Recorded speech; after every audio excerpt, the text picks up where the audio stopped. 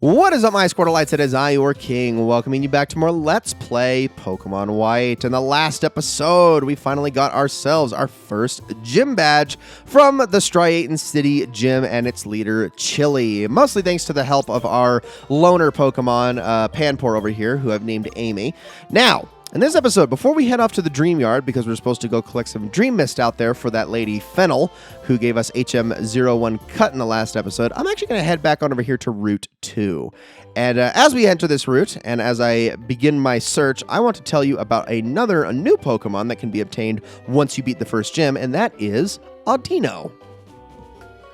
Audino is a pure normal type Pokemon that can only be found in rustling patches of grass after you beat the first gym. This thing is an average at best wall that can take a few hits, heal your Pokemon, and isn't really worth its salt on just about any team. However, that is not the point of this Pokemon in Generation 5 at all. This Pokemon is notably very exceptional for its base experience yield, which as of Generation 5 is the third highest yield of all Pokemon in the current Pokedex, outclassed only by Chansey and Blissey. Simply put, Audino gives you some of the most experience possible for knocking it out, even more than any legendary Pokemon up to this point. And seeing as it has about an 80, 90, or even 100% chance in some areas of appearing in every instance that you see some rustling grass, this makes it the quintessential encounter for farming for experience gains that'll get your team up in levels fast. On top of that, its lack of powerful moves means that even Pokemon several levels below it can pretty easily take it out with little issue most of the time. This is really Audino's only purpose in this game. Aside from throwing it into a double or triple battle to keep a powerful ally Pokemon topped off, there is no reason to put one of these on your team. When you see it, knock it out and reap the benefits. That's all there is to it. And we return from the bio here to show you Audino in action. I found a level 7 Audino, and this is going to hopefully be a nice amount of experience. So I want to go over how this is going to work with these Audinos, because Audino are incredibly important to the process of leveling in this game. I'm not going to stop and go Audino farming too many times in this game. There's a couple points where the game does hit a pretty severe level spike, and those are going to be moments when I'm going to have to. It's going to absolutely necessitate doing so, but those aren't until much later in the game. Nothing that you guys need to worry about from the start. The way that this is going to work is simple. If I see a rustling grass patch and I can get to it with ease, I'm going to take it. Other than that, I am not going to be seeking out Audinos throughout this playthrough. So if I happen to walk past some grass and see it rustling, then I will jump on it. Otherwise, not even going to try to bother. I'm not going to go running around for it, not going to be searching, none of that stuff. We're just going to continue. So let's head off to the Dreamyard. That is Audino, and really all you need to know about Audino. And now we can continue. Very important to the process of building your team in Black and White. But hold on a second. Hi, Levi. Are you looking for the mysterious Pokemon too? Sure. What's going on? I'm just really wondering how showing dreams works. Oh, I guess we can take a look. What was that noise? Hello? Hey, did you hear a sound coming from the other side of that wall? Come on, let's go see. All right, come on, Bianca, let's go. Is that a Munna I see? Are you okay? Oh, wait. Wait a minute. We found you, Munna. Come on, make some Dream Mist. Huh? Who are you? What are you doing? Are you talking about us? We're Team Plasma. We battle day and night to liberate Pokemon from foolish humans. What are we doing? The Pokemon Munna and Masharna emit a mysterious vapor called Dream Mist, which show people's dreams. We're going to use that to make people want to release their Pokemon. We'll show them dreams to manipulate their hearts. What? Don't kick it, you dick. Come on, spit out that Dream Mist. You're kicking a Pokemon to make it give off Dream Mist? That's mean. Why? You're trainers too, right? That's right. Pokemon trainers too, but we're fighting for a different reason. Unlike you two, we're fighting for the freedom of Pokemon. And setting Pokemon free means that we win Pokemon battles and take Pokemon by force. So on that note, we're going to rescue your Pokemon from you. What? Don't hurt Levi.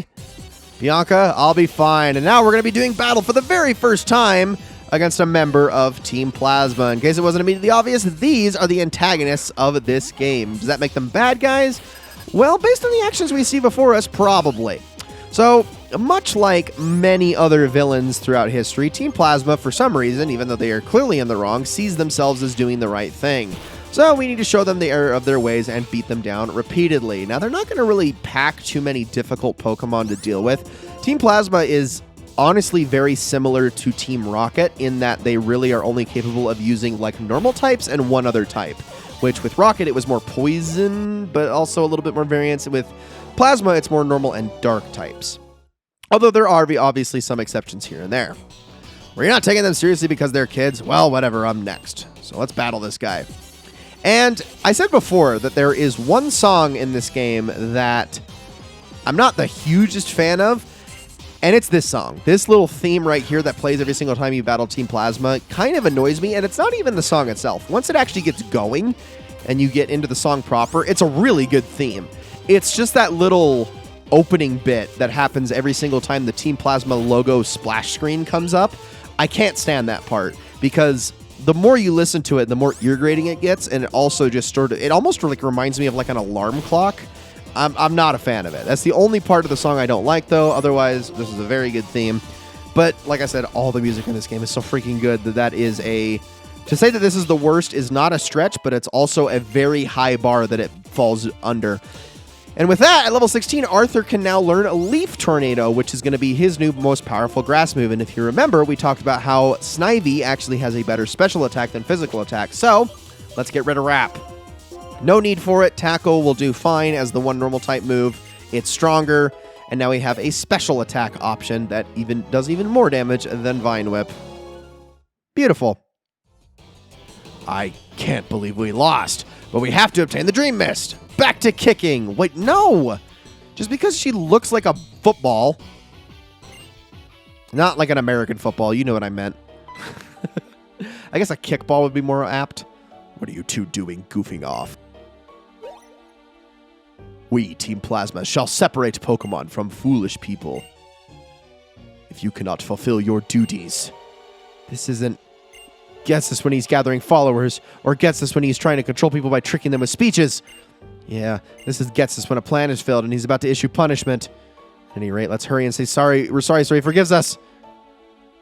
So, does Getsus, like, normally do projections like that? I don't know.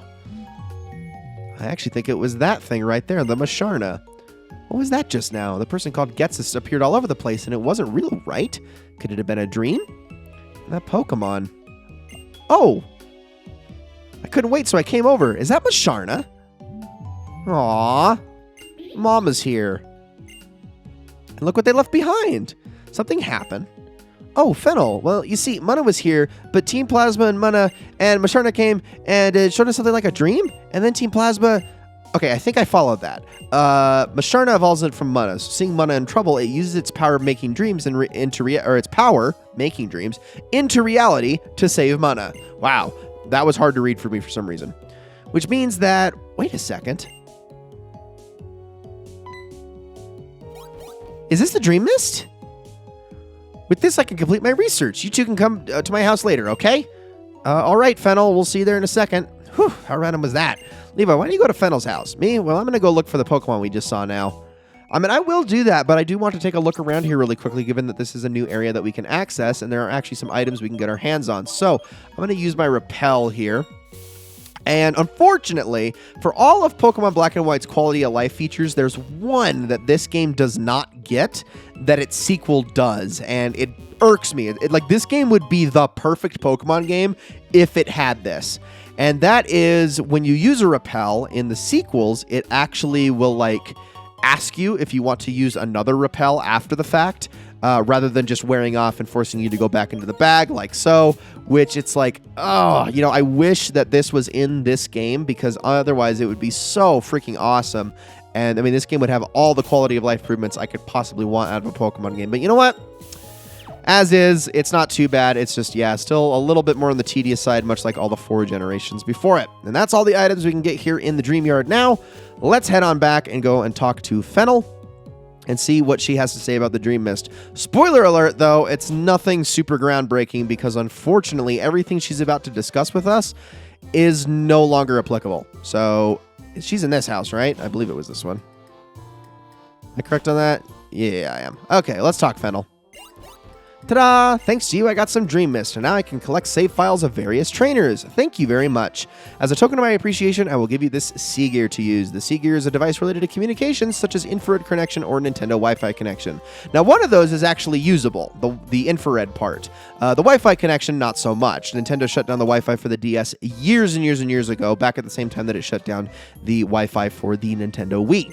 So I am not going to be ever turning this on throughout this playthrough because there's no point for it. The best that it's going to serve as is a clock, basically.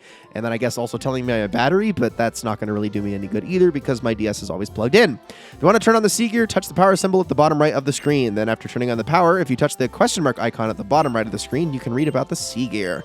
About GameSync, I'd like to explain a little more about the system to collect trainer save files. Do you wish to learn more? No, I do not. I'm sorry, I'm so happy, so I'll explain about it, because thanks to you, we can do a great thing. Oh, well, I guess we have no choice. So more we learned that if you use GameSync to make a Pokemon sleep, it will have dreams. Then when you wake up, that Pokemon, its dream becomes the reality in a space called Enterlink in the middle of the Unova region. Isn't GameSync interesting? If you like, please send your save file. I've summed up the details on the PC, so please check it out if you get the chance. Then we also have this girl over here, who's named Amanita. Oh, trainer, thank you very much for helping Fennel. This is from me. Please take it and don't be shy. And we get something else called a Pal Pad. You can register your friends in your Pal Pad. After you register, you can link with your friends over Nintendo Wi-Fi connections, do all sorts of fun things. You can trade Pokemon, challenge your friends to battle, and so on. Talking about registering your friends, you have to remember that back then, everything was on a friend code system. I know that Nintendo still kind of technically uses that, but not nearly to the extent they did back then. Nintendo was really cagey and weird about how they used Wi-Fi connectivity back in the days, and you needed these weird friend codes to actually register people, and then they would have to sync through the friend codes as opposed to just meeting up through usernames online, and it was all very esoteric. And yeah, it's just Nintendo being Nintendo. But none of that matters because, like I said, the Wi-Fi connection is offline. GameSync, Enterlink, all that stuff is inaccessible, unfortunately. And I would love to show some of that stuff because being able to actually access the Dream World is very beneficial. It was an incredibly useful tool that you could use in Pokemon Black and White to get all sorts of various things, as well as getting access to Pokemon's hidden abilities. And it was really awesome, but unfortunately, because the Wi-Fi connection is gone, there's nothing I can do about it. Infrared is usable, but it's also not as fancy as you think it is. All it is the ability to hook up your DS to somebody else's DS and literally sync them from a local connection. That's all. So I'm not going to be using the Sea-Gear at all in this playthrough. Anything that requires Wi-Fi connection is kind of off the table, unfortunately. I am not one of those people who is able to get all of that set up and ready for this Let's Play. I don't have all of the connections that other people do, unfortunately. I wish I did. But no, I can't go like full Chugga Conroy and show you absolutely everything. That guy's thoroughness is something to be admired, but unfortunately, we're going to be missing out on that. Let's continue. The old man will let us pass into the next area, and welcome to Route 3, everybody. Okay, so as we get into this route, there's a bunch of trainers for us to do battle against. But there are also some new Pokemon that can be gotten here as well, and as kind of a send-off to this episode, what we're going to do is we will do battle against this duo right here. But before I do that, I got a couple new Pokemon to talk about in this area called Blitzel and Pidove. Blitzel is a pure electric type Pokemon that evolves into Zebstrika starting at level 27. It has a high attack stat, a very high speed stat, and not a whole lot else. But it's probably the first Pokemon we've encountered thus far that can actually make it as a proper glass cannon due to those stats alone. The absolute biggest drawback to this Pokemon is that it doesn't learn its first good physical electrical move until level 25, relying on quick attack and flame charge of all things for the most part until then. This can make it sort of a struggle to evolve early on, especially due to the types of Pokemon you're going to mostly be encountering in the early game, not being all that susceptible to electric types. But it's also going to be pretty much your only electric type option until you get done with the 4th gym. And even then, there isn't a whole lot that usurps it. Again, it is a monotype Pokemon, but electric types usually get a pass on this front because most of them are like that anyway. Electric has always kind of been the fifth wheel in the standard matchup battle we're used to in Pokemon, always filling a niche that can't be touched anywhere else, and in that regard, I actually think that it's a pretty solid Pokemon. Not to mention that move it does learn at level 25 is pretty much all you need out of Zebstrika to make it work for the rest of the game. Pidove is the standard normal flying type of this generation, evolving into Tranquil at level 21 and again into Unpheasant at level 32. This thing hits pretty hard, has decent speed, and actually an okay defense stat, putting it solidly next to something like the Pidgey line in terms of effectiveness. But what really makes this thing stand out is one of its abilities, Super Luck, which doubles the critical hit ratio of all of its moves. However, the biggest problem with this line is the moves it learns upon leveling up, because while being mostly physically oriented and having a pretty poor special attack stat, most of its moves are in fact special attacks. This means you're going to have to rely mostly on TMs to get a good moveset out of Unpheasant, many of which you won't get until the second half of the game, which totally kills the point of an early game flying type like this in my opinion. It's supposed to be an easy, accessible, and instantly useful flying type, and it just kind of doesn't do that very well, not like the previous Pidgey line that I mentioned, or Tailo, or even the Starly line. And now that's done, let's battle these two, and then we can call this an episode. We have a whole lot more trainers to battle up kind of above us in the daycare up that way, but we'll talk about them in the next episode. So Purloin and Purloin, I think I can handle that. I'm going to use Amy here just so that, well, she can actually compete. It would be better than trying to use Lillipup or Patrat. So let's get to doing some damage. So why don't we use our new move, Leaf Tornado. It's not the most accurate thing in the world, but it does do a fair bit of damage. And of course, you know, there's its accuracy right off the bat, missing that 10% chance. So there's a move we don't see very often. That's Assist. Now, Assist is completely useless on this Purloin because, well, it's the only Pokemon in its party. Assist grabs a random move from the Pokemon in its party and uses it, but given that the only other Pokemon here is Purloin, it's just a little bit redundant. So let me get another Water Gun in here. Let's see if we can actually land this Leaf Tornado here. And the nice thing about Leaf Tornado is also can lower accuracy, which is huge. But look at that, one-shot Purloin. I mean, Arthur is literally a level away from evolving, so hats off to him. He has been amazing so far, but don't you worry, everything is going to come to a screeching halt soon enough when we catch ourselves our brand new team member. And we're going to be doing that in the next episode, so I hope you're looking forward to that. Defeated Kumi and Amy. Come on, Pokemon, get up, go! Oh no, our Pokemon are burned out. Oh, I'm so sorry, girls, but such is the nature of Pokemon battling. Guys, that's going to be it for this episode of Let's Play Pokemon White. Thank you all so much for watching. I hope you all enjoyed it very much. In the next episode, we got 2 daycare centers up here. We're going to be addressing both of them, and we're also going to be proceeding further along Route 3 and seeing what we come across as we go. And on top of all of that, like I said, we are going to be adding the next member of our team to the party. So I hope you're all looking forward to that. Thank you all so much for watching, and I will see you all in the next one.